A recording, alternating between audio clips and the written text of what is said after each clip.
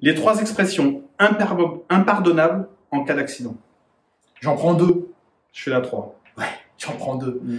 Je prends la plus connue. Enfin, la plus connue. Alors, c'est la faute à pas de chance. Basique, connue.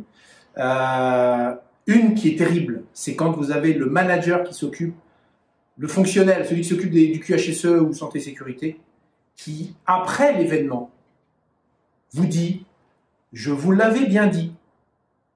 Ben, quand on dit « je vous l'avais bien dit », ça veut dire qu'on n'a pas fait le boulot avant pour éviter que l'événement se produise. Et que si on se permet de dire « je vous l'avais dit », et ben moi, quelqu'un qui me parle comme ça, « je te l'avais dit », et ben tu n'as peut-être pas réussi à me convaincre. Et là, c'est ta responsabilité que de me pousser un peu pour que je comprenne bien et que l'événement ne se produise pas. Il n'avait pas traversé le mur. Il n'avait pas fait ça. Il n'a pas traversé ou il n'a pas contourné le mur. Donc, l'histoire de faute à pas de chance, ok, tout le monde est au courant, normalement.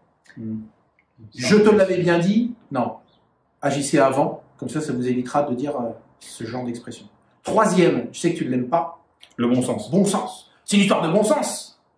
C'est un peu comme la culture. Enfin, culture et bon sens sont des expressions qui sont aujourd'hui très utilisées parce qu'à la mode, mais particulièrement incomprises. Je vais prendre uniquement le cas du bon sens. Si le bon sens était une norme, vous l'auriez au catalogue ISO. Oui. Ah, ça a priori, c'est pas le cas. Non, c'est une norme. Il y aurait une norme. Ouais. Le bon sens, le bon ISO sens. 98001. Ok. Pourquoi il n'existe pas? Pour plein de raisons. La première, c'est que votre bon sens, il est issu de votre parcours de vie, de votre éducation, de votre instruction, de vos expériences.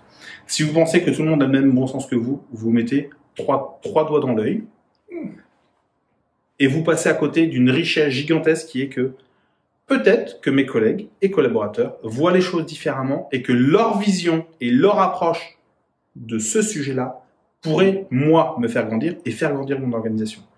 Donc, autour de ça, il y a 2 postulats. La première, c'est vous assurer que la perception du sujet est partagée. Ça vous évitera de croire que c'est le bon sens. Et autour de ça, assurez-vous, quand vous rédigez des instructions, des règles, qu'elles sont comprises et qu'elles ne sont pas exclusivement adossées à un bon sens qui serait virtuel. Et arrêtez de sculpter de la fumée, ça ne sert à rien. J'aime bien celle-là.